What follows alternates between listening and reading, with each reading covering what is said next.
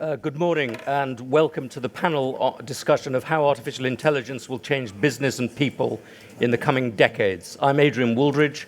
I'm the political editor and Bagehot columnist for The Economist. You may be wondering why a person who writes about politics is here in a session on artificial intelligence. But basically, the situation in Britain is such that we need all the intelligence that we can get, artificial or otherwise. I also used to be the management editor and Schumpeter columnist of The Economist. I've also recently written a book with Alan Greenspan entitled Capitalism in America, which tells the story of the impact of former technologies on American growth.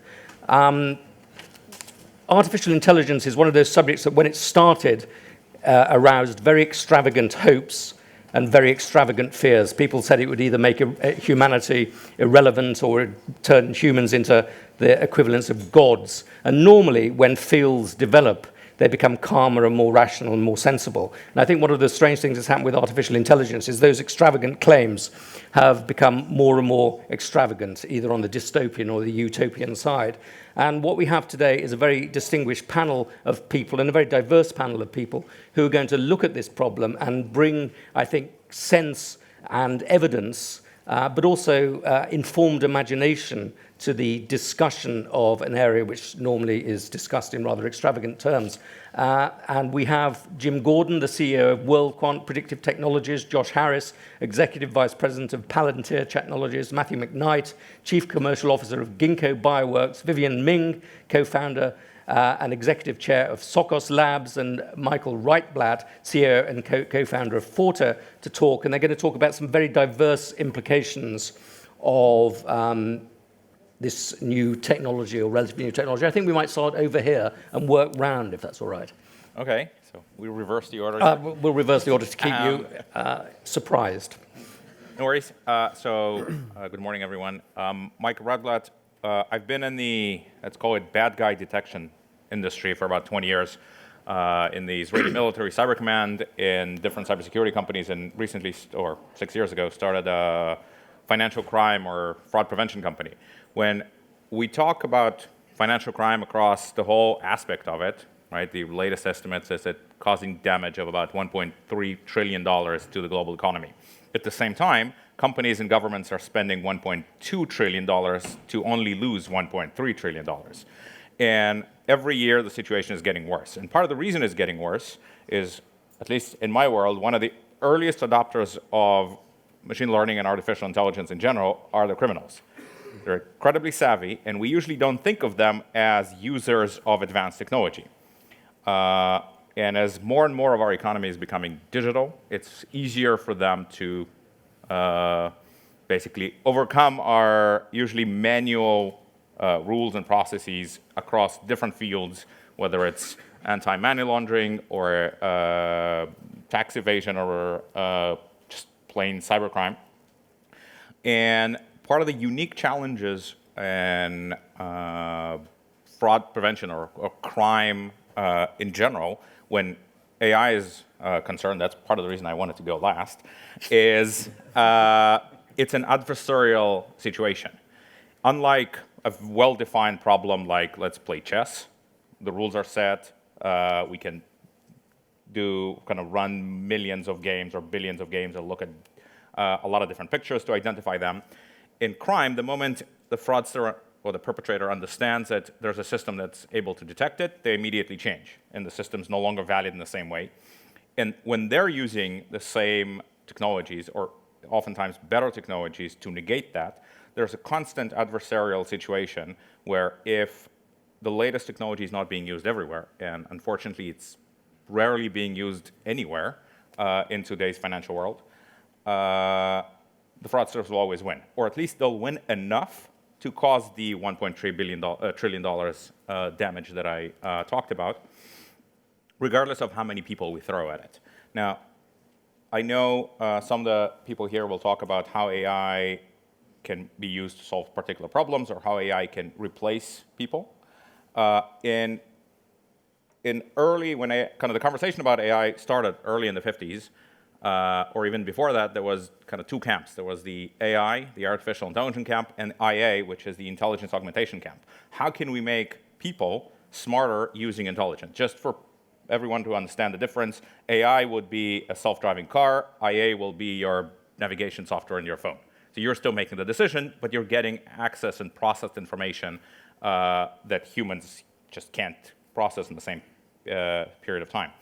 What we are kind of looking at my last 20 years, what we really see that enabling people that are fighting crime through all the different verticals to make smarter decisions rather than replacing them and having a machine make all the decisions just comes out with substantially better results. How can we process, when we look at a global economy or let's say the banking payment world, how can we process about 10 billion events per day through all the different transactions across all different banks, collect all the different information, and make all of that accessible and understandable to a person to then make a decision, rather than relying on a person to make a decision with 40 different parameters they look at.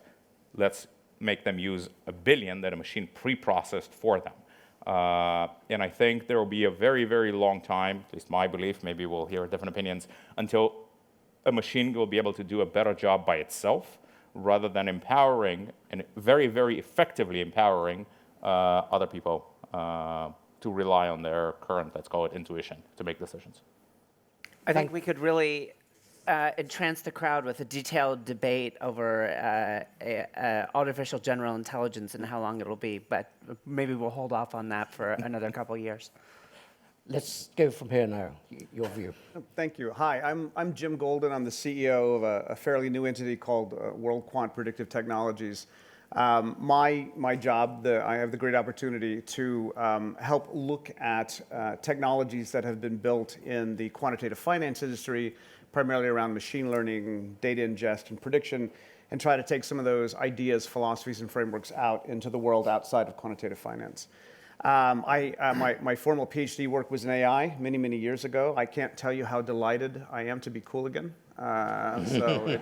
We had a very long period known as the AI winter, which you may or may not remember. That's a whole subject you can find me at the bar later, and I'll tell you all about in great detail. But the work that I do is really trying to understand how to build prediction machines. And when people talk about AI, and I think we're going to talk a little bit about narrow AI versus general AI, where general AI is, passing the Turing test and finding machines that are as intelligent as humans, whereas narrow AI is saying, can I find a way of using data and algorithms to solve a very particular problem that has high value to me?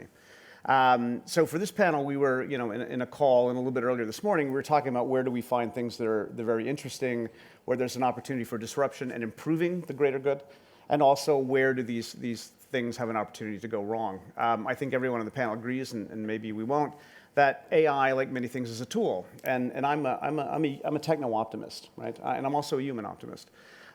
So since our common ancestor first picked up a rock and threw it at a gazelle, that was a tool, right? They later threw it at another person, and then it was not really a tool, it was a weapon. And so it's all about how we think about how we want to use these things. Just quickly, again, my background prior to doing this really interesting job I have now, I spent a lot of time at Accenture and a lot of time at PwC, where I was a management consultant, primarily in technology. And a conversation we were having earlier this morning is where we thought there were opportunities to really disrupt industries. And there's some very obvious examples that many of you have read about and think about. Medicine is one, right? We have an opportunity, I think, to really improve healthcare. So this is a greater good use of AI, really making sense of all this data. I also think areas like tax and audit and governance can be incredibly disrupted. I think this is an opportunity for us to really do something different and better. Again, my work at Accenture is a wonderful technology firm, but its main specialty is outsourcing. And 10 years ago, we were really focused on outsourcing. How do we take resources that were very expensive in the US or Europe, take them to India, replace them with really great but less expensive resources? How do we do labor arbitrage? But as I was finishing my management consulting career at PwC, the thing they started asking us was, okay, how do I get rid of those resources in India and replace them with machines, which are far, far cheaper than we've gone from $40 an hour to $10 an hour, and now to basically free or one-time pay. So this is a really interesting idea, and we had a number of animated conversations this morning, and I'm sure we'll get to those in the panel. But where can AI, as a force for good, actually improve productivity and do more for us? Actually, I believe very strongly that AI will raise a lot of middle-class opportunities, especially in developing nations. but where do we really have an opportunity to disrupt things like management consulting, the services industry, and healthcare? So those are the things that we're working on and very, very excited about. And I think we'll have some animated exchange here later on. Excellent. Your turn. Sure. So I think one of the things that we discovered at Palantir and we were sort of surprised by early on is going back to this hysteria point you mentioned earlier. There's a lot of hysteria around artificial intelligence, and you can imagine when an organization like Palantir comes into a large industrial organization, there's a lot of nervousness, especially around sort of, are robots going to replace us? When you're going to the plant floor, let's say at a place like Airbus, are robots going to replace us? Are you here to replace us? And what we found is actually it's the reverse. And it's really interesting. It's where we, or at least we think so, where we actually get the most support and the most uplift and the most increase in efficiencies is actually when we sit on the plant floor, again, taking the example of Airbus, we say, what is the problem you're trying to solve? So we can take a very concrete example. Nonconformities at Airbus on the A350 were costing them hundreds of millions of dollars a year in fines. You go to a shop floor worker, how do you currently solve for nonconformities? I have to go to these 4 systems, I have to reach out to these 5 different people in 4 different countries, and it takes me about 3 to 4 weeks to do it, but by the way, I already know how to solve the problem, I'm pretty sure. I just need a way to verify it with my colleagues and also prevent it from happening downstream and also alert the planes that already have this issue so that we can correct it. So we built a tool with them that many would consider, extremely advanced, involving, advanced machine learning techniques. But the idea that, these people on the floor who, did not go to MIT and have a computer science degree, but actually just really understood the domain they were in. So they were, domain experts. Were the ones who explained to us this is what our problem was, and that's where we're having the most success in those places. So if you look at Airbus now, there's 7,000 users, all non-technical. None of them went, none of them have computer science degrees. I'm saying none of them, I don't know that, but at least 95% of them. The robot who did my prep notes was not very good. And so, in there we see a 30 to 40% increase in efficiencies on the shop floor by putting a tool in the employee's hands that they didn't have before. So that's where you kind of see the synergy of let sort of AI or machine learning or machine assist, we can debate the semantics later, do the 80%, and then let the actual people who know what they're doing do the 20%, because that's actually what they want to do. And we don't only see this at Airbus. We see this at auto. We see this in pharma, where there's actually a huge amount of enthusiasm sort of at the top and at the actual sort of working level on, okay, this is how I used to do this beforehand, and this is how I do it now. You've increased time, you've saved us money. Airbus put it the hundreds of millions of dollars, but no one went back to school. No one went, these are 2-week training courses. No one went and got their PhD in that time period. These are people who knew what they were doing, knew how to spot it, and sort of worked very well with the tools to influence the tools and sort of make them better. Another example going into the sort of professional services, financial services space is we had a banking customer who basically was saying, we currently are onboarding 2 to 3 customers a day. We have a backlog of several hundred customers, per day that are, trying to apply and get bank accounts here. Given all the new regulations, I won't pick on England because I know it's a sensitive time, but you can insert whatever favorite joke you have here. We can't actually take on these new customers because we're exposing ourselves to more regulatory risk than we actually are that the customer may bring us. But by the way, we don't know what the customer will bring us down the road. So what we were able to do there is, again, create a system with non-technical users where we put it in their hands and basically said we triaged for them. And that's where you go into sort of, our systems did 80% of the sort of triaging and sort of sorting and basically suggested to them, okay, here are the customers, one, we think you should approach, the potential customers we think you should approach first. And also, by the way, we've gotten rid of a lot of the work for you. So we actually, in 6 months, increased the amount of customers they can onboard by 10x. So they're onboarding between 30 and 35 customers today. And again, this goes back to the idea that when you often are in these debates, you hear things like, we need to invest hundreds of billions of dollars in public-private partnerships. Universities and industry need to sit together and create centers of excellence.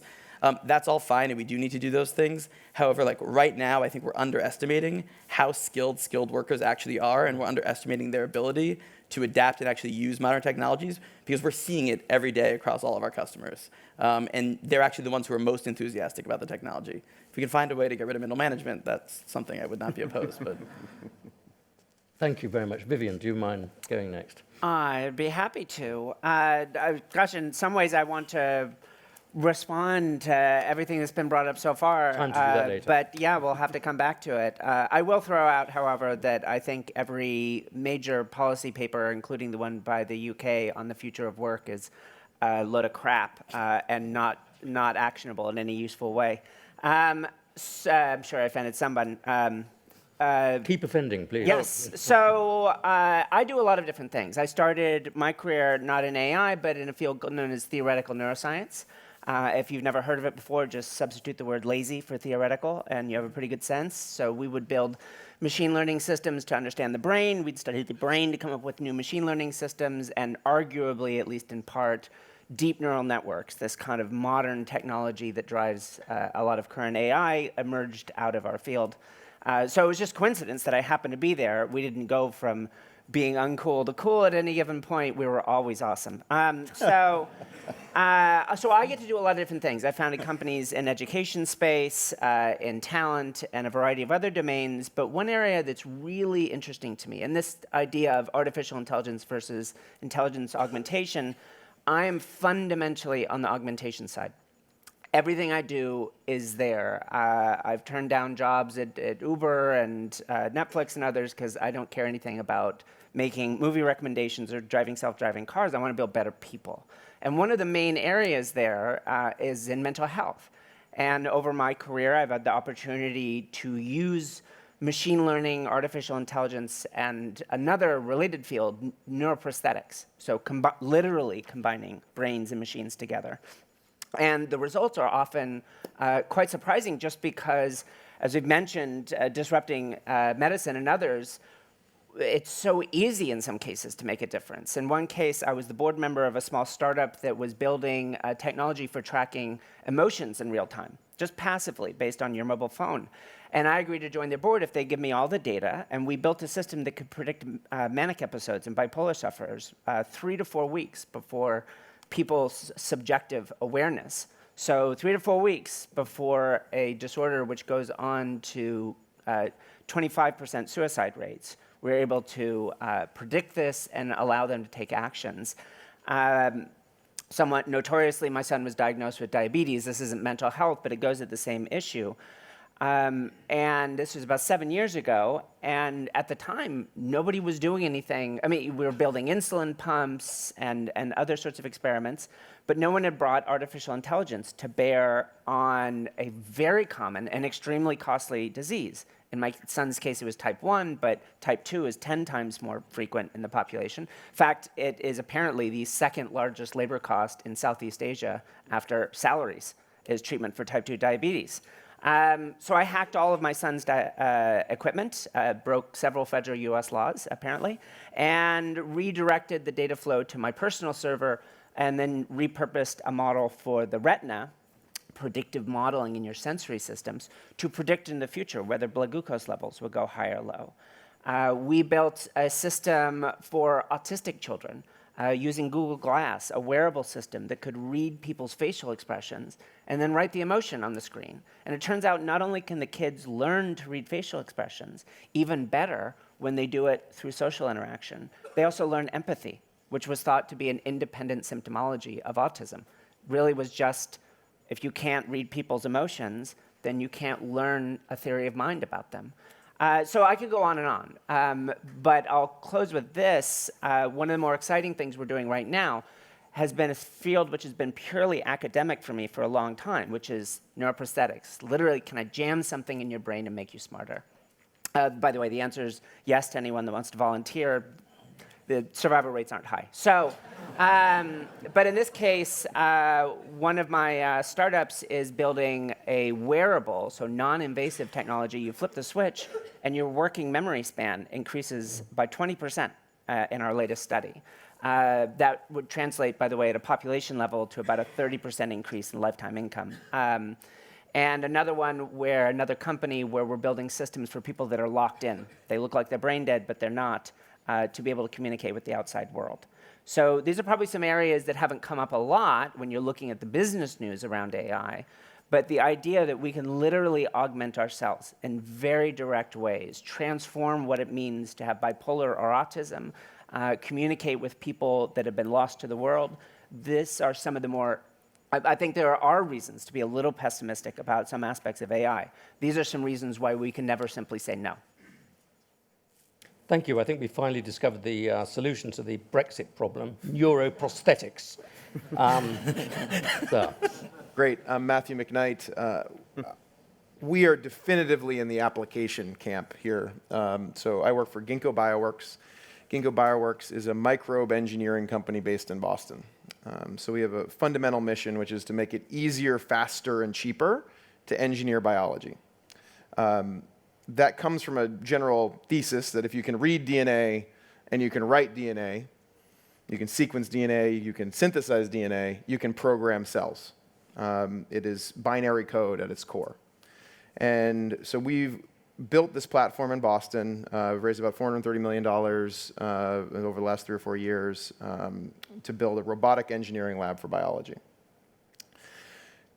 The whole thesis fundamentally rests on this intersection between computer science and biology. And really what's fascinating in many of these industries is this convergence between what were, for the last 15 years, different discrete kind of siloed domains. And it draws from the kind of the starting point that says biology for many, many years was only done at a lab bench with PhDs with pipettes. And if you talk to our founders, they talk about 5 years of pipetting at a lab bench to get a PhD. That fundamentally means that to do more biology, if you remember high school, it was all about hypothesis testing, that you need to hire more PhDs. It's one-to-one scaling. You fundamentally can't do more without hiring more people. It's like building cars by hand. It's like building a car manufacturing line with no robots, with no machines, and literally just doing it in the artisan way of the late 1800s. So what Ginkgo said is, wait a second, there are lab protocols. There are lab protocols that PhDs learn, moving pipettes around and moving liquids around. Those fundamentally are unit operations. It's not a grand revelation to think about process like a manufacturing process. We can wrap those unit operations in software, and we can automate those unit operations on robots. We can then integrate our ability to now test many more things than you could do by hand with massive data processing. We can learn from all of those tests, and what are we testing? Different combinations of DNA in microbes. And we can take all of that data exhaust and use it to design our next set of cell or microbe designs. And so if you think about the implication of that, fundamentally what it does is it brings you to a point where today, you might think about biotech, and people mostly think about biotech in pharma. But there's really no existential reason why pharma should be the only people to use biology in their business models. Biology is everything around us. It's rainforests and it's tiny 30,000 RPM motors in the puddle outside on the tail of a bacteria. And we look at it and say that's simply a cost equation question. So one takeaway from our business model is that we believe in the next 5 to 20 years, there won't be a part of GDP that isn't affected by engineering biology. Today, we make most of our products with chemistry and physics. So you've got 2/3 of high school science, at least in the US model. This transformation in the ability to engineer biology more probably, with higher probability, we won't yet say predictable, is one of the most fundamental industrial transformations in the next 30 years. You can mark my words here. I think the next major industrial company will be based on biology. If you think about the next dramatically large industrial company, it will be based not on chemistry, but it will be based on biology. So with all of that said, for us, computer science and then in specific AI is a core part of what we do. It's how we build our learning around DNA. There's a finite, massive number, but a finite kind of code base that exists over 3 billion years of evolution in the world, and we can learn from that, but we can't learn from that if we're just humans at a bench trying to figure out how biology works. So we integrate this rational design historical thesis that PhDs can figure out how something works with an exploratory approach to the universe of how DNA works, driven by computer science and AI. One application, just because people will usually sit here and say, well, that was a nice 4-minute expose on the entire field of engineering biology. We're working on a project with Bayer Crop Science right now to take DNA out of bacteria that live on peanuts and soy that do nitrogen fixation, right? They don't need nitrogen-based fertilizer. Corn, wheat, and rice, the world's staple crops, need massive amounts of nitrogen fertilizer. This creates massive algae blooms. It's 4% of global greenhouse gases. We're working to figure out how to take the DNA out of the microbes that live symbiotically on those roots and put them into bacteria that live symbiotically on the roots of corn, wheat, and rice. If you can do that, you can eliminate the need for nitrogen-based fertilizer for the world's staple crops and all the implications that come with that. So that's one example of a project that would be the application of the technology. Massive amounts of computing power go into figuring out how to do that. Thank you very much. An extraordinary and fascinating range of contributions there. And I wonder if we could start off now with a discussion about inequality, because one of the big worries about AI is that it will enhance the power and privileges of an ever smaller cognitive elite and destroy the jobs of manual workers, and that society will, as a result, sort of pull further and further apart. And we've had two contributions today which have suggested exactly the opposite of that there are large numbers of members of the cognitive elite who are doing jobs that can essentially be got rid of or slimmed down or reduced, and there are large numbers of skilled workers who can actually become much more productive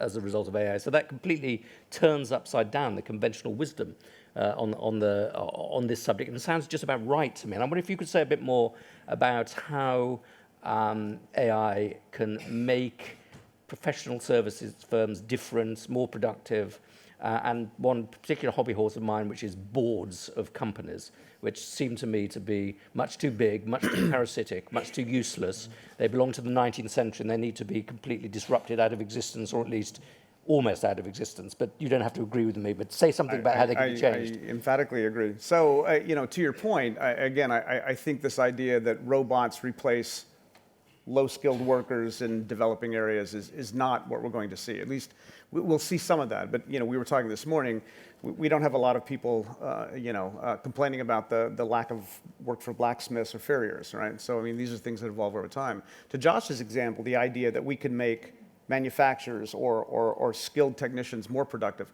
I think that's brilliant. And again, I'm quite excited about disrupting my, I'd love to put myself out of work. But this idea about where we can actually create efficiencies. So, I was at PricewaterhouseCoopers, another wonderful firm whose main business was tax and audit. We also did services around that. But this idea, when I'm an engineer and mathematician by training, but when I finally learned how large-scale audits work and how actually we do tax as we get ready for tax season, primarily in the United States, it's mostly a lot of repetitive tasks, right?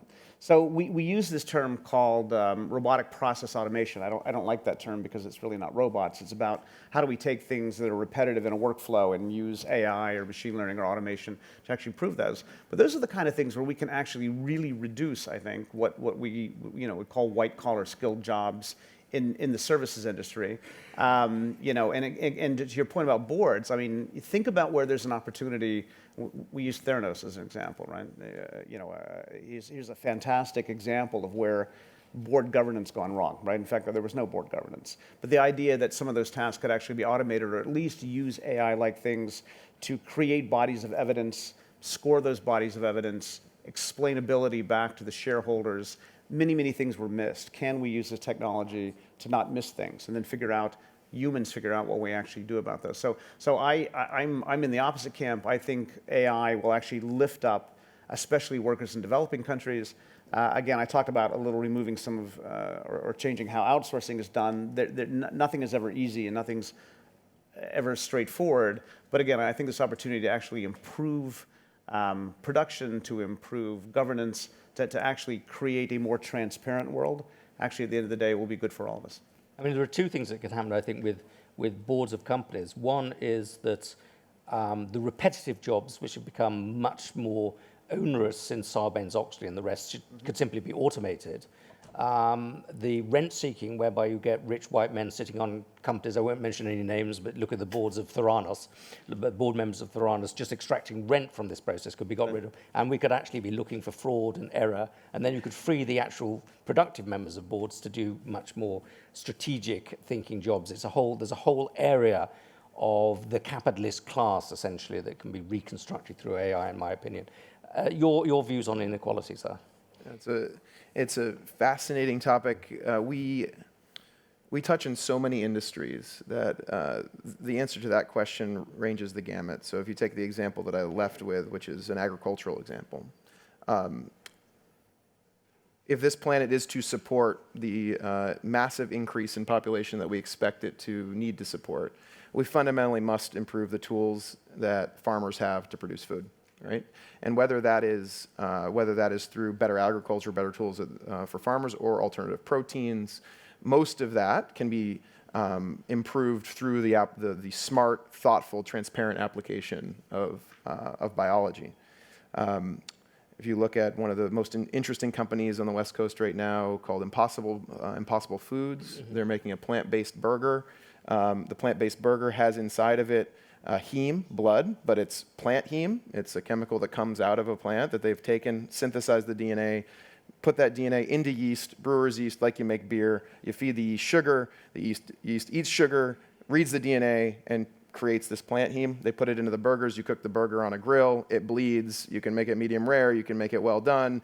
Looks, tastes, feels like a burger. It has proteins in it, and it's fundamentally plant-based, right? So some amazing food kind of changes coming if you think about the implication on cattle processing, for example, of that. On the other side, though, it's hard to avoid the conversation. Frankly, I say it's hard to avoid. We embrace the conversation around what people that don't touch this technology on a daily basis might think about the potential scary implications, right? The news coming out of China, CRISPR-Cas9. It's one tool amongst many tools that this very irresponsible scientist has been essentially harming human beings with, right? We lean very forward in embracing the need for transparency, societal, and I'll say societal before I say regulatory, because it really is fundamentally societal first, societal engagement in these topics, because the inequality that comes from these technologies comes from people not understanding and having access to and having the ability to influence its future. And so if you came to our labs, which everybody's invited to come to our labs in Boston, it's symbolic, but all of our facilities are glass. It's symbolic of the transparency that it is required to do the engineering of biology correctly and with an open spirit to the changes that are going to be wrought on society. Vivienne, inequality, a small subject. Yes. So I happens to be an area of work for us, looking at issues of inequality. You really can't look at education or workforce without addressing inequality. And I'm going to finish by talking about the inequality implications of intelligence augmentation, because they're profound. But just to come back, so I did this lunch with the FT interview, and I think the title was something like "The Professional Middle Class is About to Get Blindsided." So in some ways, I very much agree with your points, which are, turns out it's really expensive to build an actual robot. And the idea you're going to build robots to replace people picking strawberries, which turns out to be a fairly complex task, there are companies doing that, and they've made progress. But the only reason they're doing it is because of migration restrictions. No one would ever think to build a robot to pick strawberries, because you can essentially, all it's doing is putting downward wage pressure on people that have no wage strength anyways. So these sorts of tasks that we're going to end all driving, possibly, but the gains to be accumulated from that are kind of distant, and again, we don't pay our Uber drivers all that much as it is, so building these very expensive vehicles is unlikely in the near term, just from an economic standpoint. But the middle class, the idea, if I'm sure it's no one in this room, but you probably started your career staring at spreadsheets and doing risk analysis or reading contracts. That stuff's dead. It is a complete waste of human time at this point. And I mean at this point. We're not some distant future. Now, what I'm not saying is that AI understands a contract or that it understands a spreadsheet and the implications. But it can do a massive scale parameter search of these documents in a way that no human can, and at speeds no human can. And that's probably the most important point. I'll finish this first part with this somewhat notorious competition that was done at Columbia University between a startup that had built an AI to read contracts and a bunch of human lawyers. They were NDAs, hand-engineered to have a bunch of loopholes in them, and each group looked for the loopholes. The AI, these are rough numbers, the AI found 95% of the loopholes, the humans found 88%. Whatever, they're only humans, so we'll call it a tie. The humans took 90 minutes to read each contract, the AI took 22 seconds. Now, from that perspective, if you're the CFO and you've got a big legal staff, you know what you're going to do. You're going to chase your labor costs to zero. That doesn't mean we get rid of lawyers. Someone has to make the decision about what you do about these loopholes. But if you are a junior lawyer right now, you've got to be thinking, if 80% of the way I spend my time is gone, are they going to keep me on to do that other 20%?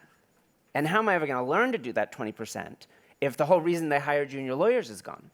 So there are some second-order implications of this process that I think are really hard to suss out. One of my favorite, there was a comic, actually in Nature of all places, talking about the future of work, and it's two horses on a hilltop looking down at a Model T driving into town for the first time. And one horse turns to the other and says, the wheel, the plow, I'm not worried. Innovation always means more jobs for horses.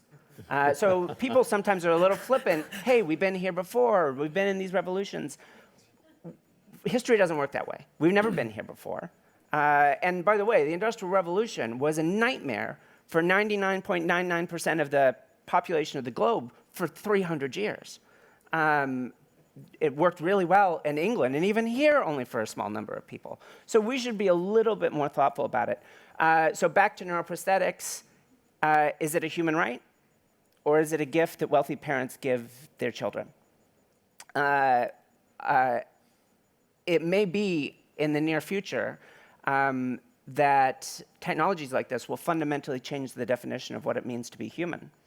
And part of the reason I do this work is I want to be at the table to decide for whom, because the implications could be enormous. Once you've made a change, and it's only to a small group, that's sort of the last time that change is going to happen for anyone else. This isn't one of those technologies where eventually the costs will come down and are arranged to everyone. So there's some incredibly profound implications. And again, history doesn't tell you the story, but it is worth noting that in general, technologies eventually span out to everyone else. But in the near term, as they first come out, they are generally inequality increasing because the very people best able to make use of them are the ones that already have the most opportunity. So one of the implications of what you're saying is that there may be a big growth of inequality actually within the professions, not between manual workers and professional workers, but within the professions, whereby you get rid of a lot of junior lawyers so that the senior lawyers at the top can suck up even more of the profits. In some sense, all those people, we maybe, again, not this audience, that we shake our head and think, oh, God, they have no family life, they spend 80 hours in the office. People like that doing exploratory, within the scope of their fields, creative work, that's huge value. No one's building an AI to do that kind of thing. Everything we're talking about here augments them. The people that are just performing a lot of rote jobs, that there's, I won't name names, but most of the professional services company are planning, all right, so we're going to cut our workforce in half. Yep. Millions and millions of professional services employees. Yeah, so I wanted to follow up on that. Yep. So we work a lot with retailers. And a lot of the retail employees, if you look at just the number of employees, are in the, I can't speak to the UK, but they're in the middle of the US, right? It's not in the coastal US where the management sits. It's in the middle, whether it's warehouses, whether it's call centers, or whether, when we talk about kind of fraud and more financial crime, people that are manually reviewing transactions and trying to make the decision. When you look at inequality from a stance of productivity per employee, and especially on these employees that are in the developed world, but they're on the bottom part of, let's call it productivity, the way we look at it now, they don't have the time, as you mentioned, to actually increase their skills. We would call on these people and say, hey, there's a white paper we released, or there's a webinar, and the response was, I don't have time for this because I need to review 5,000 transactions. Yeah. And when you empower them, in your example about lawyers, you don't need to read all the contracts. You need to focus on the problems and how do you first solve them, and second, have enough time to educate yourself as a junior lawyer or as that person that manually reviews one transaction at a time now needs to make a decision about 500,000 transactions in one go, they need to think about strategy. They need to start becoming better, and their impact on their company as an individual employee all of a sudden becomes greater. And what we're seeing, and when you empower them with technology, right, when you augment their intelligence, they can spend less time, so actually have more time with their family to produce more impact, and their salary goes up. Now, in developing world, when their unemployment is still very, very high, it may not be the case because you don't add more employees to the workforce. But when you look at developed world, where a lot of there was kind of stagnation in productivity over probably the last 20 years, this enables to keep these employees to increase productivity. Now, I talked about more mental work, but we see the same trend in the warehouse employees, right? Currently, their productivity is how many boxes they can carry from one end to the other. There's one way of, let's do kind of Amazon and do almost all of it with robots, but what we're seeing is there's a combination. How can we have a person that actually knows and can look at different products and understand what they want to do with them and where they want to place them, and have a robot that kind of follows them around, does all the heavy work, remembers all the different items, where they're based, right? You don't need cab drivers to remember where every street is and how to get there. You have a GPS that does it for them, so they can think about other things. But let's look at Josh, can you add a little bit more I was just going to say, let me go just ahead. quickly add a healthcare example, right? Yeah. Think about radiology and pathology. Those are two areas that are being completely disrupted by deep learning. So in the US, if you're a med student, you probably don't want to go into radiology. However, if you live in sub-Saharan Africa and you have one radiologist per 100,000 people, think about the opportunity to actually increase and improve what's happening in those areas. So here's inequality in the upper middle class US and greater enhancement to lower socioeconomic classes in the developing world. Yeah, I think what I'd say, also going back to your board point and going back to the professional services point, or sort of mid-management and lawyers and those profiles, what AI and these technologies are also doing, and we've seen this over and over again, is providing increased transparency. So if you look at a board, for example, or a CFO, oftentimes until recently, they didn't actually know where the money was going. So to give you a sort of simple example, we worked with a large multinational financial institution who told us we have X number of customers. 3 weeks in to our work with them, we actually said, you actually have 7 million less customers than you think. That was interesting to the board. They weren't able to do that previously. It turned out that, each customer actually was worth more, so, there was some balancing to be done. But if you look at that, and that's sort of, if you look at where the money is going, and you look at, I agree, I don't think that the people who actually are the skilled laborers are the ones who are in danger. I think they can go home earlier, probably make more money. We've seen it. Make more money, spend more time doing what they want to be doing at work, so they're actually a happier workforce. But also, if you look at sort of things like transparency, imagine some of the tools that we've been talking about, spread across the UN and sort of global aid work. We've been doing some of those things in the sort of philanthropic side of the house, not my house. But what we see there is there's a huge amount of redundancy in where the money is going. So if you want to talk about sort of direct and indirect inequality, a huge amount of money is not actually going, or food, or the services that are going, is not actually going to the people they're intended to get to, and we're spending so much more. There's crazy stats. We're spending so much more on the process by which we get, those people, the things that they need, than actually giving them. So in one instance, with one organization, we've estimated that in their current budget, they can feed an additional 4 to 5 million people next year without doing anything, just applying some software that we would give and we're currently rolling out. So if you look at sort of from a board perspective, transparency to see, okay, I can actually cut X amount of budget from my legal department, or X amount of budget from my supply chain department, because it's actually mostly redundant. It's actually at this same financial services organization, which I hope no one realizes which one it is. They realized they were paying the same vendor 8 times. The vendor had a slightly different name. So in the Excel spreadsheets they were looking at, it was coming up as ABC, ABD, ABE, but it was the same company, just with a different holding. And they were unable to go back and negotiate and sort of leverage that and say, we're paying you a huge amount of money, we didn't even know this. The board's actually technically liable for those decisions. They weren't getting the transparency they needed, and at the end of the day, the company has more money, which hopefully goes back to the employees and making things correct. That's another decision, but... So if I might, and this might touch a bit on your day job, it was actually evoked by your comment on Amazon. So one of the swanky jobs I've had the pleasure of saying no to was chief scientist for people at Amazon. And one of the, more notoriously, they recently had the debacle of having to admit that they built the deep neural network that wouldn't hire women. And by the way, I told them not that it wouldn't work 3 years ago. Little good my advice did. But another thing I would have worked on is they're fairly anti-union there. And I'm not here to spread my own personal philosophy about unions. One of the things I would have been involved in was making all of those warehouse workers there happily want to leave after 2 years. So in other words, using all of my techniques to essentially influence people in their decisions, something which has come up a lot recently, both in British and US politics, about using large-scale data and technologies to influence people's political thinking, and of course is even more prominent in China. So obviously I didn't take the job for a variety of reasons, but I actually think it's entirely within the scope of possibility. If I get 2 years of 8 hours a day time where I see people generating data and I can get insights from them, and there were a lot of very neat things about what they wanted me to do.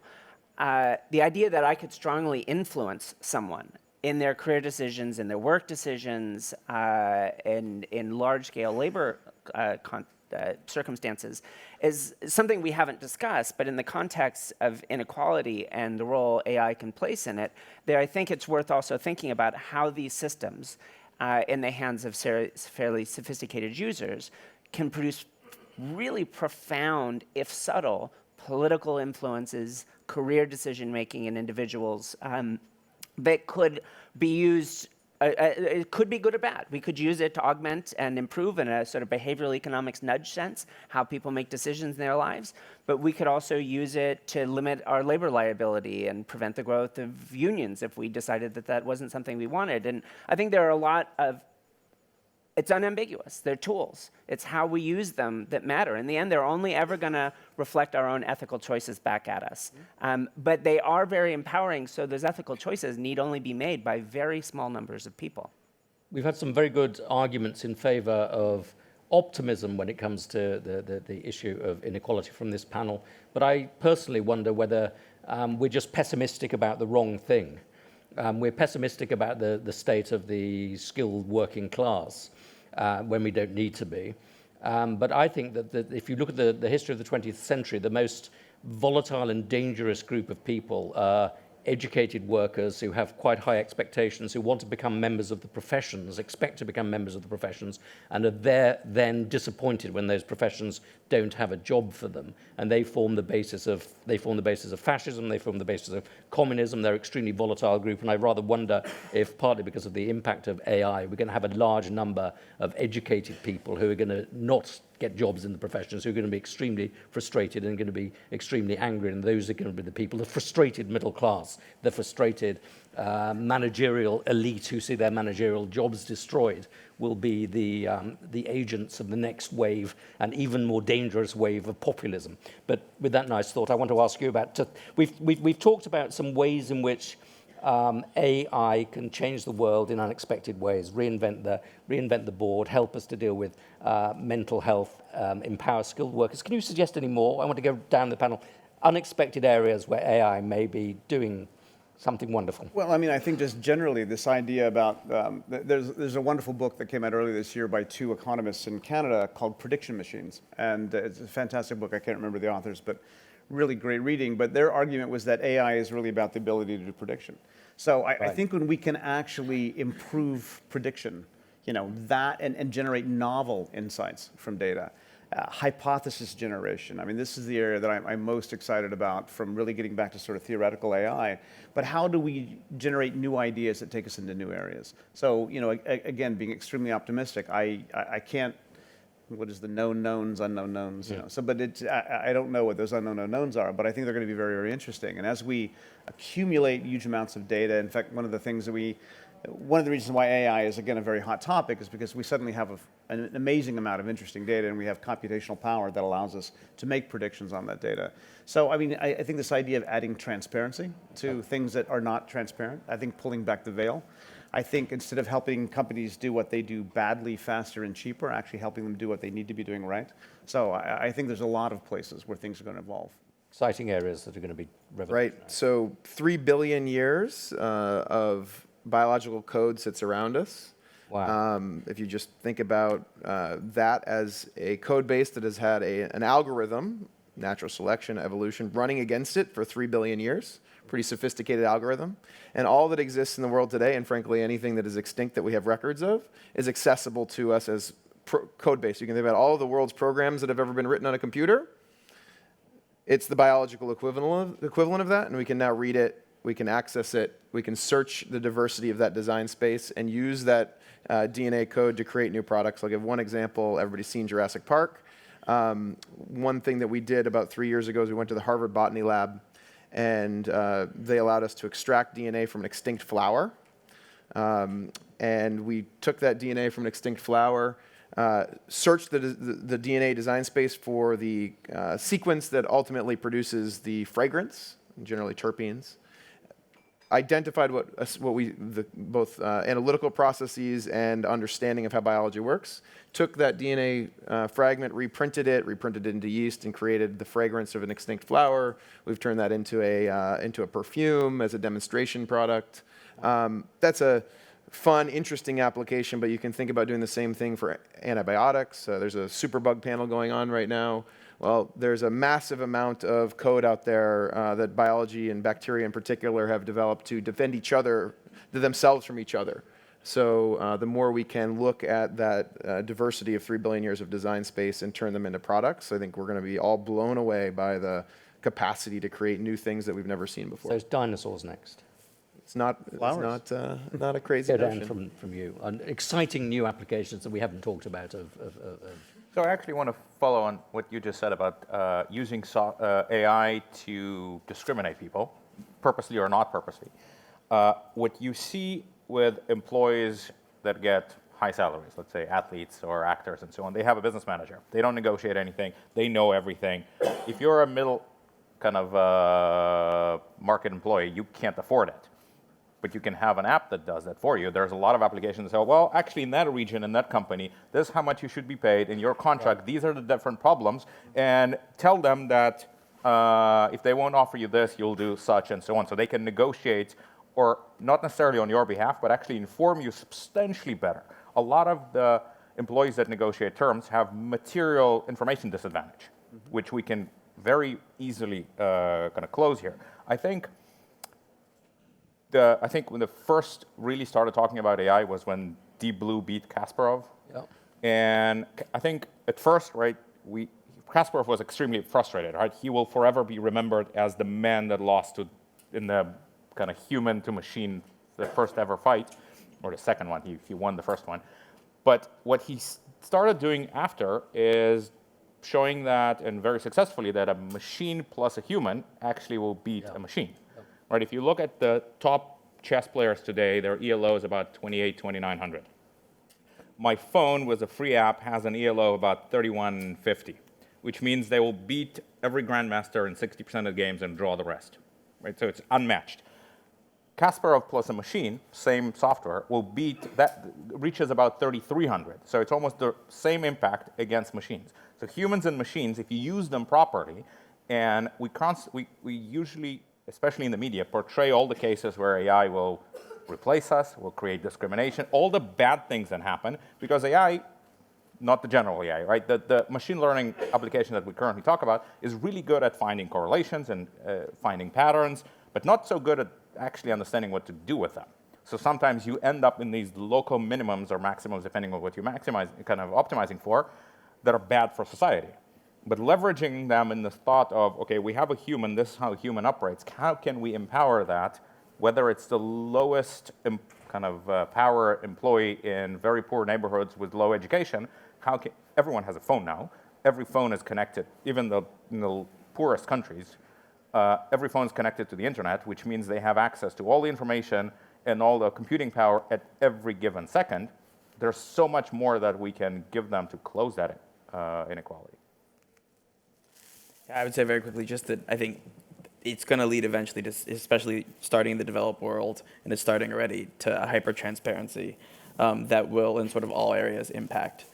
So if you look at sort of corporate access, corporate spending, government spending, NGO spending, all of those areas I think are all going to sort of be exposed. There's going to be a self-correction.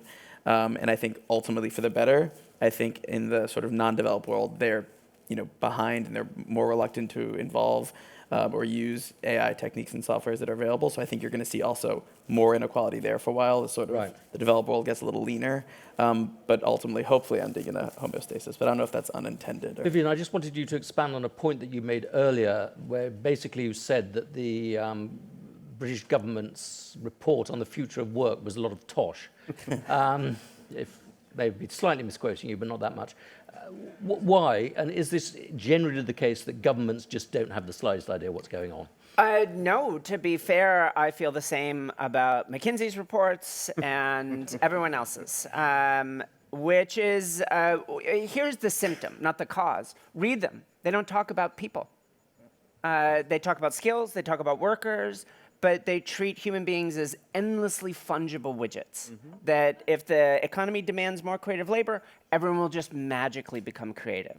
And it's ridiculous. If that were true, there'd be a line in front of every library in every city in the world, and there never is. The one that I admire is the New Americas Foundation went out and did an actual survey of workers. And what did they want in the future? And by the way, those American workers sound a lot like the guys wearing yellow vests in Paris right now. They want a guaranteed, they want to know the rules. Do I need to get a secondary school or a university degree? And if I do, I get a guaranteed job that takes care of me for life, pays for a house and a family, and I get my weekends and evenings free. None of that sounds like anything that's in those reports. Those reports talk about reskilling and upskilling. In other words, push the problem off for another 2 years, rather than what do we need to do to actually build people for, I see it as a future that isn't simply unknown, but it's fundamentally unknown. A future that moves so fast and the technology changes so quickly, we need to build people. You're all financial people, I assume most of you are. If you were making investment strategies for the unknown, you'd factor your uncertainty into the model and you'd invest based on that. Instead, we have an education system we've inherited that has done very well over the last 200 years that trains people to do a bunch of rote actions. And the good fortune of some of us is we've led a life that allowed us to break out of that. And those are the only people that will be genuinely valuable going forward. So how do we transform our education system such that we build people for the unknown? And we know the answer to some of this. It's not about the tools, it's about the craftsmen. But our education system still remains, and our hiring and our promotions up to a certain level still remain fundamentally about the tools. Craftsmen without a tool is hobbled. Tools without a craftsman is pointless, and the future economy will only need craftsmen. And in that sense, then, my hope is that some of the advances we're talking about here, proxy agents, advances in causality modeling in artificial intelligence, an area of growing interest, but really not anything about the existing applications, that these will transform this space. I think the biggest opportunity of AI is our ability to transform ourselves, and then to share that with as many people as possible. I'd much rather have a society where we don't have useless universal basic income. Revolutions take off with people that have rent paid and bellies full. That isn't the transformative thing. It's people that have purpose and agency in their lives. And if we take that away and we don't give anything back, then nothing good will happen. But we could easily, because the cost of this stuff is so low, transform work, transform education using these technologies. Thank you very much indeed. That's very kind of you. And please continue the conversation if you can online with the Milken Institute and at MI Global. You can see the videos of the panels at milkeninstitute.org, and please continue the conversation. Thank you very much indeed. Thank you. Thank you.